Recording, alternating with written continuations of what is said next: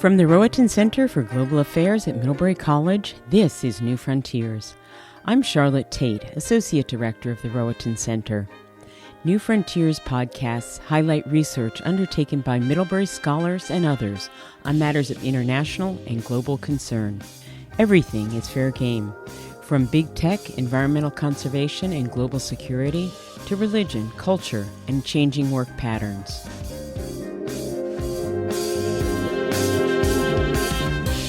In this episode, Mark Williams, director of the Rowatton Center, sits down with historian Don Wyatt to discuss his recent research on slavery in medieval China, what it tells us about Chinese society at the time, and how it compares with the institution of slavery in other societies and eras. Don Wyatt is the John M. McCardle Jr. Distinguished Professor of History at Middlebury College, where he specializes in early to modern Chinese history. He's authored a number of books, book chapters, and essays on Chinese history, and today he's agreed to sit down with me and discuss some of his most recent scholarship, published as part of the Cambridge World History of Slavery. It's a chapter in that volume titled Slavery in Medieval China. I'm really happy he's decided to join me today. Don Wyatt, thank you very much for visiting us on New Frontiers. Well, thank you for having me, Mark. I'm a big fan. Thanks. Don, I have to confess that when I think of China and Chinese history, slavery is not something that readily comes to mind. And I'm wondering, is this because I'm a poor historian? I'm not an expert on the country. I haven't kept up with what scholars are publishing in the field? Actually, probably neither of those reasons, or none of those reasons, Mark. In comparison to other socio-cultural activity, slavery is a much under-researched subject in relation to China, whether for the ancient, the imperial, or the modern period. Okay. So I'm not necessarily an outlier. Why hasn't there been that much research or discussion on slavery in China? Well, there are numerous reasons, but chief among them is that whereas slavery was practiced perhaps since the beginning of the civilization, which distinguishes it from perhaps nowhere else in the world, at least during historical times, which extend back to the appearance of written records, roughly the mid-second millennium BCE, slavery was practiced exogenously, that is, the enslavement of outsiders, and also endogenously, that is, Chinese enslaving their own people. The latter group, that is the insiders, has always made up the great preponderance of Chinese slavery. Chinese themselves were... Yes. Okay. So consequently, the study of people who enslave their own lacks the same allure as inquiry into those who enslave mostly or exclusively outsiders. It has less of an imperialist bent, perhaps, or less of a conquering edge to it, or a dimension to it? And something more of a less, it seems inherently less exploitive.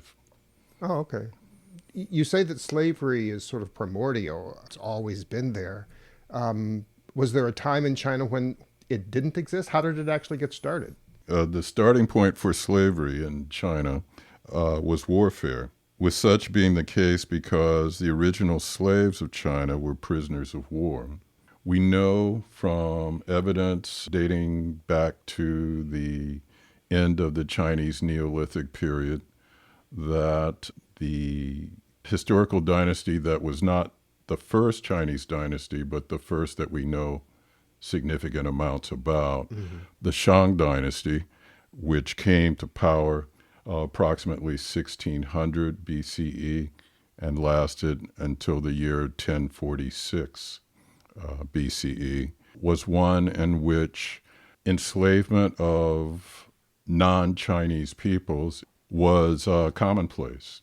There were slave expeditions or forays out into non-Chinese areas where tribal peoples were basically enslaved and brought back to the Shang domain.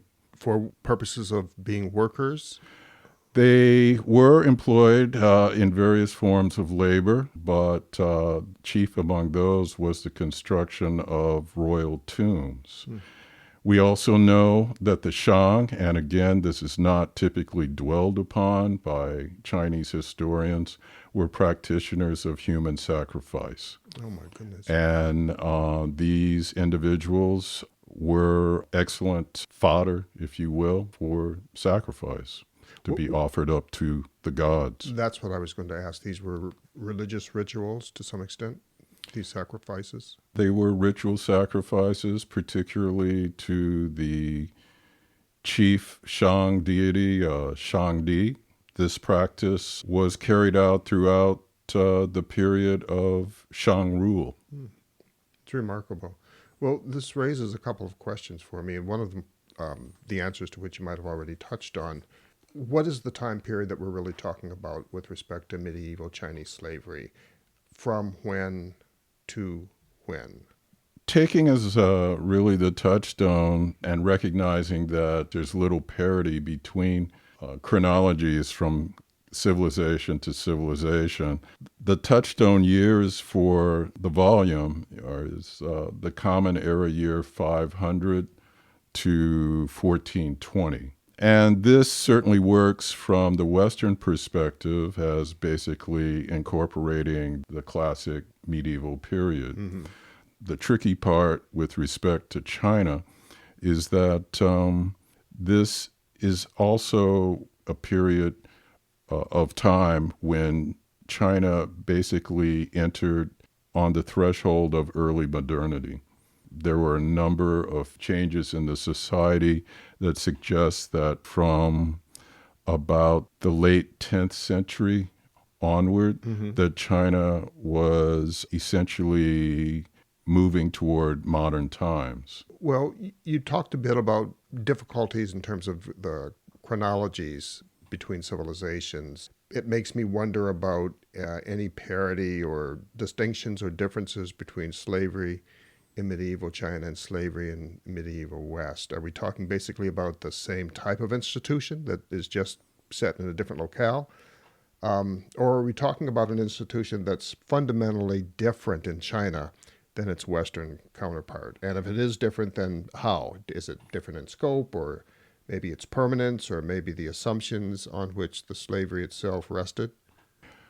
I think the most fundamental difference to be borne in mind in terms of scope is that at no time in China did slavery ever become the chief mode of economic production, as it did, for example, in the early modern Portuguese maritime empire or the antebellum pre-Civil War United States.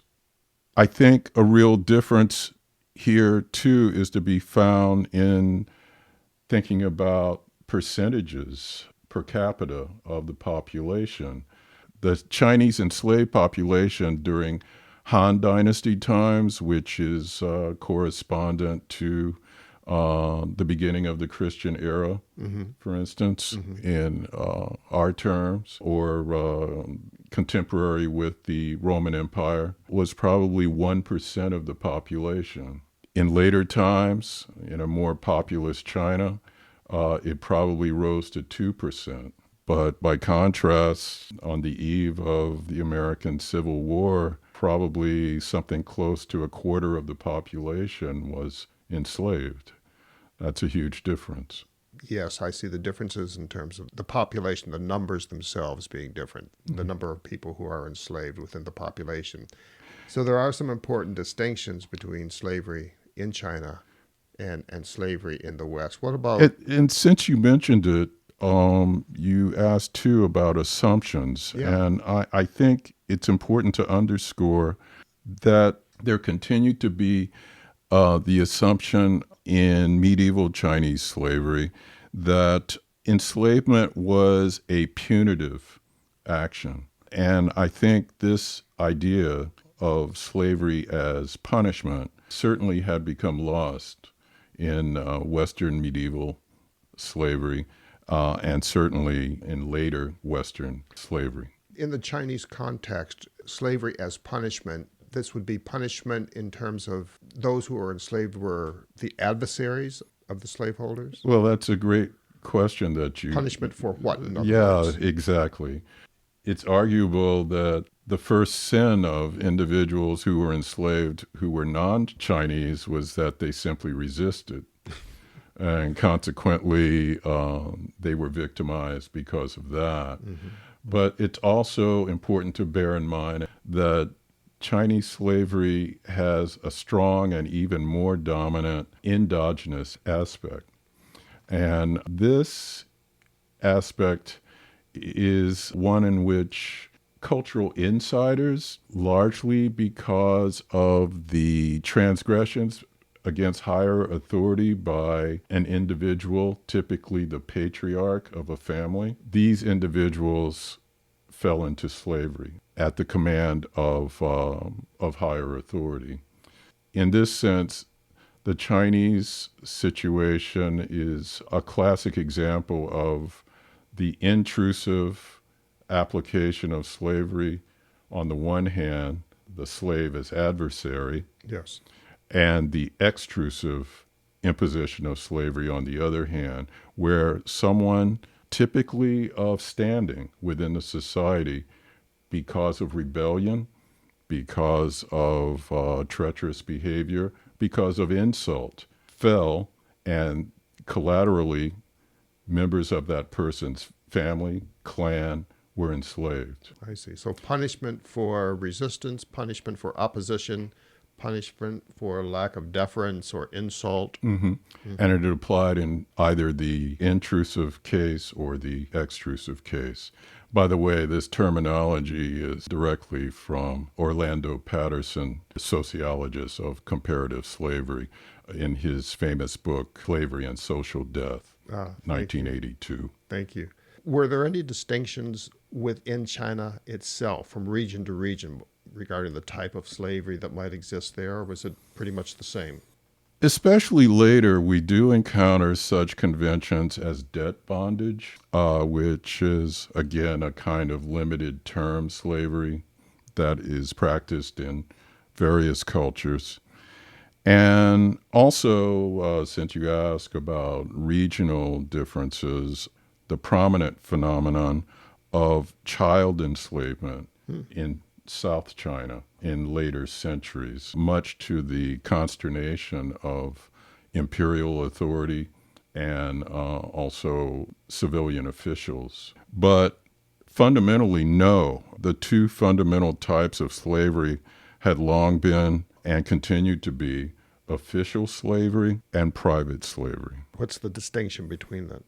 The distinction is essentially and connected with my discussion of intrusive and extrusive modes of enslavement. Official slavery typically involved someone who had fallen into disfavor and their descendants had been enslaved. There was also official slavery in the form of tribute that was given to the imperial court by various foreign dignitaries. Mm-hmm. Oftentimes the gifts were human gifts, and these individuals were enslaved. And then there was private slavery, which began to proliferate, particularly during the medieval era.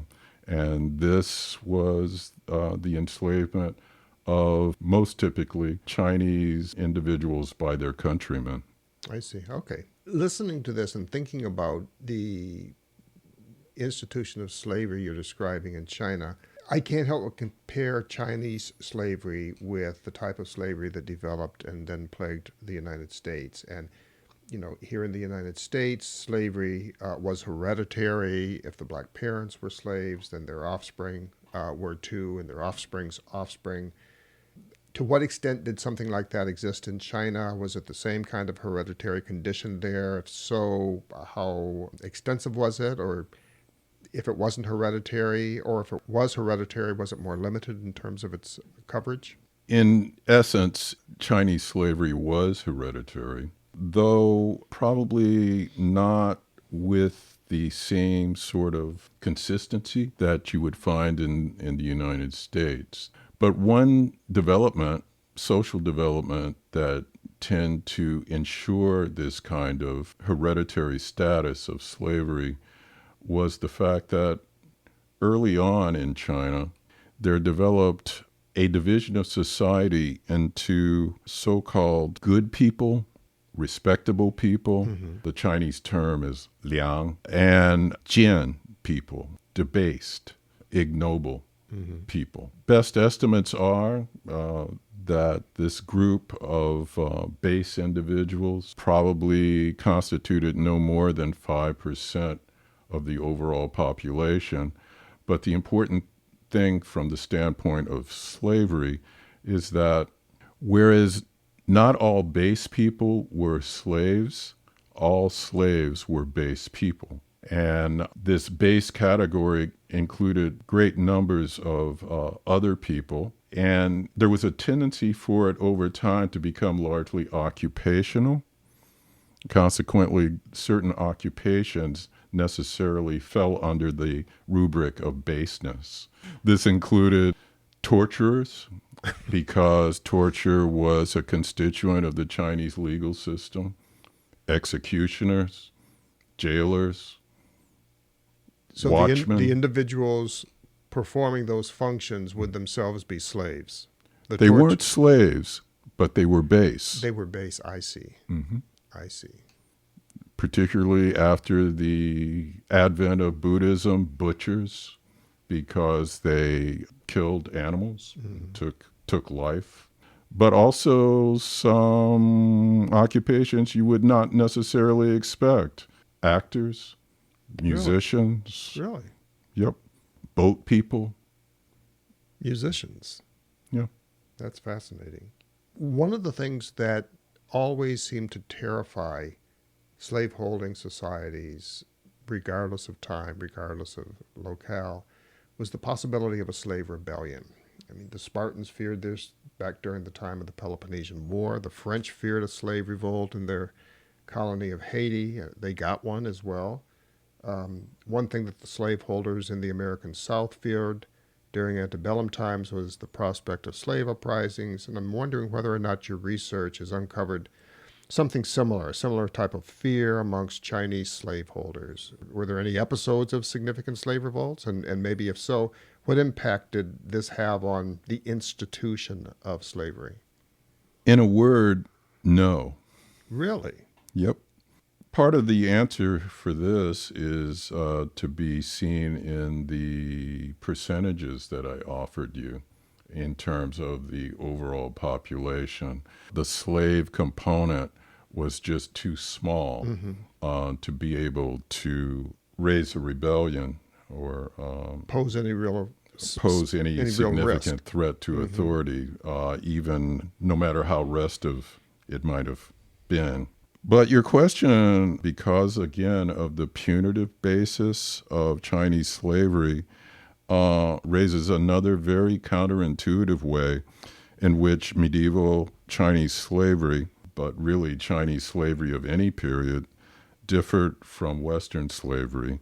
And this was the fact that mutilation was a common practice in Chinese slavery. Mutilation of the slaves. Yes, with the slaves falling prey to anything short of the most extreme of the five ancient punishments in China. And these were in increasing order of severity: tattooing, which involved the incising, scarification, and inking of the face, especially the forehead. The second of the five ancient punishments was the cutting off of the nose.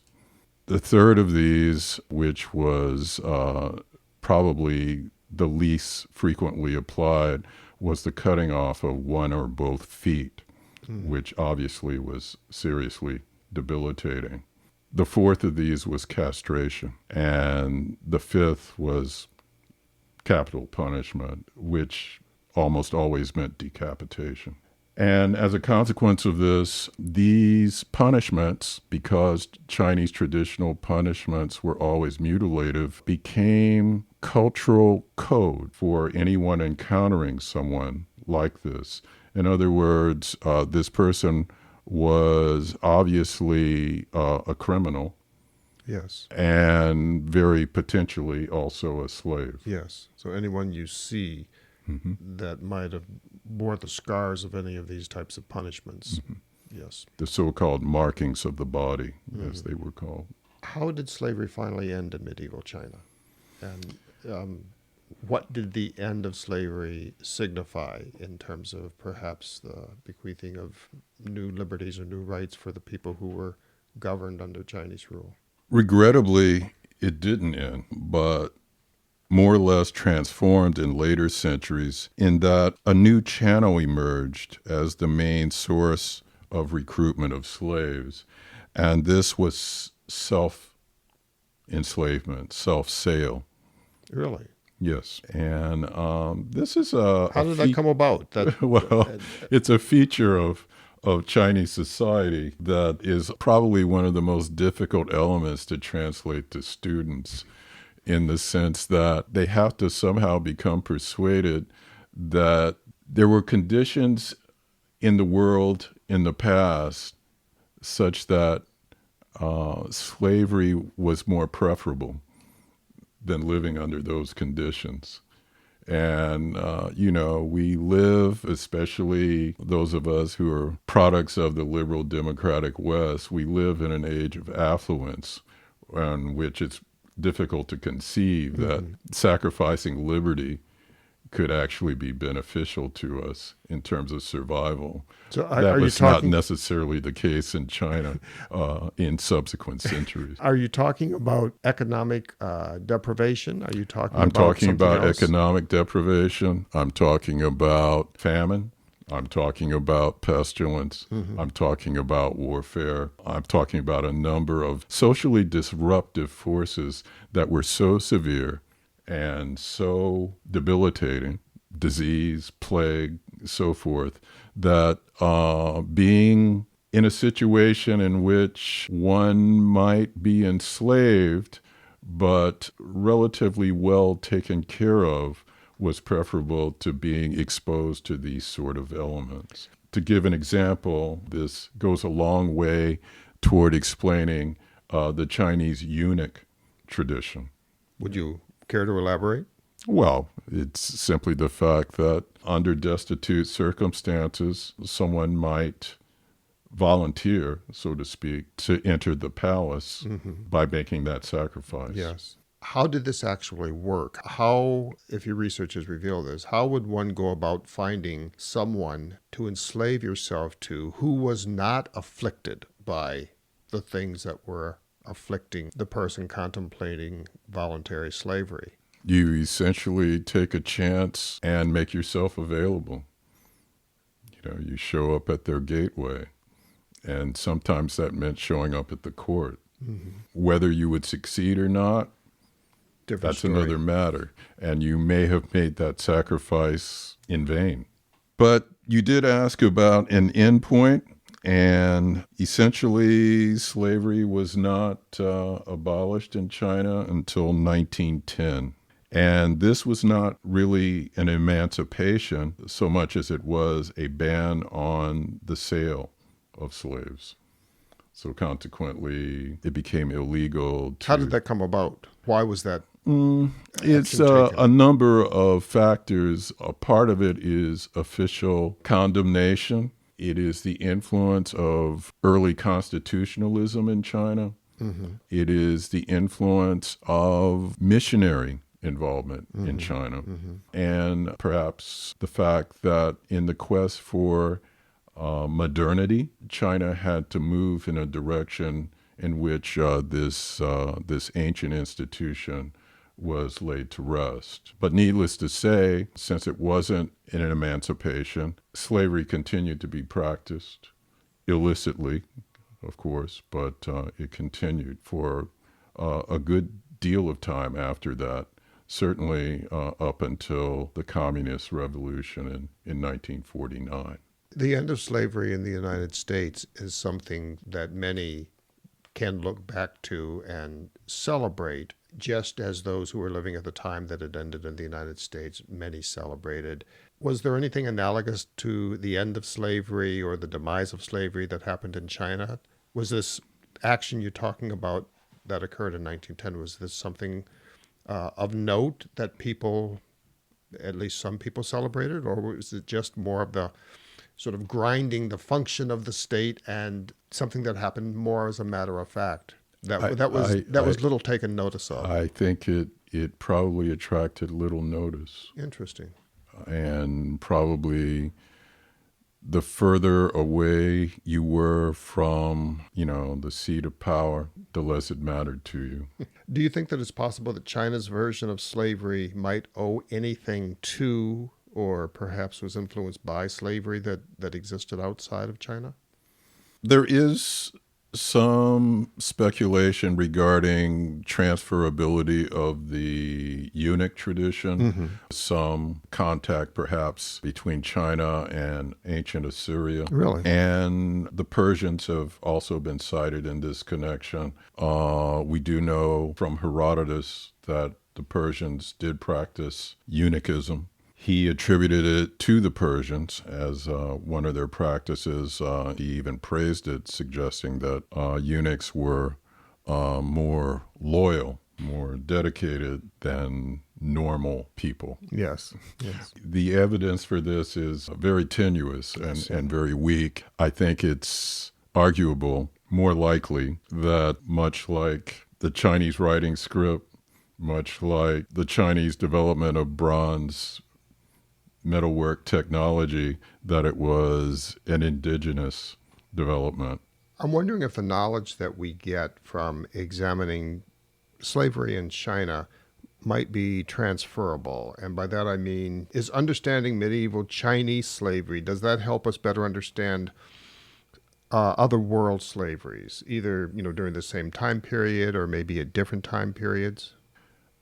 Chinese medieval slavery is perhaps a prime example of functionalism determining status in a way that had the effect of making it really an organic institution within the culture, one that was almost invisible because it was based on the functionalist contribution that slaves made.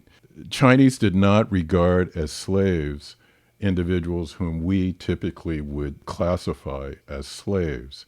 I think great examples of this are the eunuchs that we've already touched upon, but also concubines, who essentially, because of their function, were at best regarded as a kind of specialized slave, if regarded as slaves at all. And their status within the home or at the court was certainly superior to other slaves. But nevertheless, from our standpoint, anyone who can be bought or sold is a slave. Yes, is property. When you talk about the invisibility of slavery, you ascribe that invisibility here to perhaps functionalism. Yeah, a kind of seamless regulatory contribution made to society, to the culture, to sustaining the culture. Is the invisibility also a function of how few people, relatively speaking, were actually enslaved? And here I'm thinking about situations in the United States, for example, where the numbers are much larger. It's very clear. It's very much out in the open. These are not activities that are behind closed walls in court. It's probably not divorced from that. The relative lack of prominence in terms of numbers might have had some effect, but very often, too, these individuals were individuals of consequence. You mean because of the function that they played? Because of the function that they played, the role that they had. We can see this in the diversification of functions of eunuchs, for instance. Their original function was, of course, as harem guardians. Mm-hmm. But over the course of time, they come to take on many roles. And even someone so famous of late as the Ming Dynasty eunuch commander Zheng He, the great navigator who made 7 expeditions, even as far as the east coast of Africa, mm-hmm. was a eunuch. Remarkable. Perhaps on a related note, when you think about the world today, there are still, unfortunately, pockets of slavery, some types of slavery that still exist in different parts of the world. Do you think that any of the insights about contemporary global slavery, are there any insights that we can draw from examining medieval Chinese slavery? Probably the most difficult of your questions to try to get a handle on. I think essentially we can learn how tenacious the institution can be and that it continues to take many forms. Mm-hmm. Particularly, I think the case of medieval Chinese slavery goes a long way towards informing our understanding of current day human trafficking. It also has a way of explaining child exploitation. In what way would it illuminate either one of those areas, human trafficking or child exploitation? In terms of your first question about human trafficking, China today is a place in which we have a population of approximately 1.4 billion people, and there are many more males than females. Mm-hmm.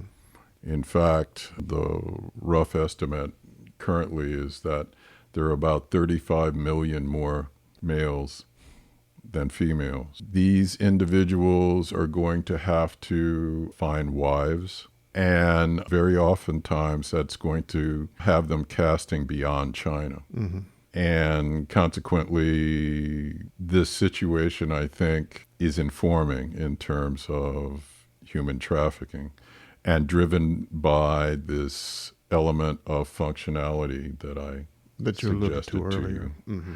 We also know that much like prison labor, child labor is a fixture in China and unfortunately tends only to come to the world's attention when there is some sort of unfortunate accident in which children are the principal victims. Right.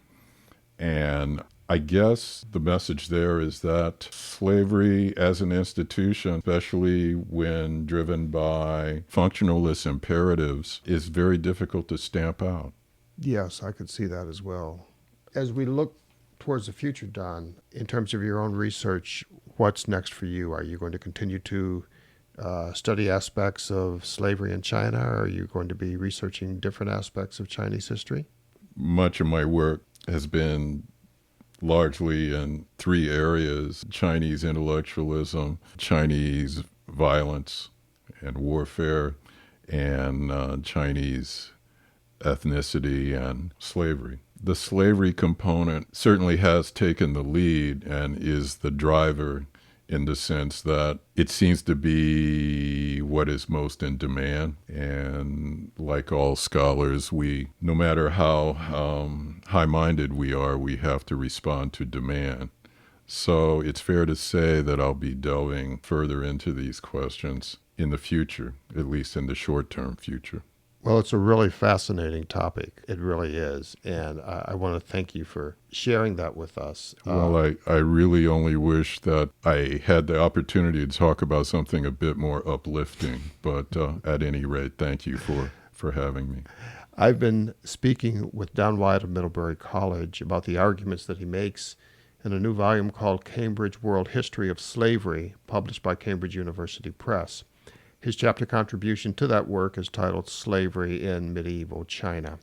Don, it's been a pleasure speaking with you today, and thank you very much for visiting with us on New Frontiers. It's been a pleasure being with you, and continued success. Thank you.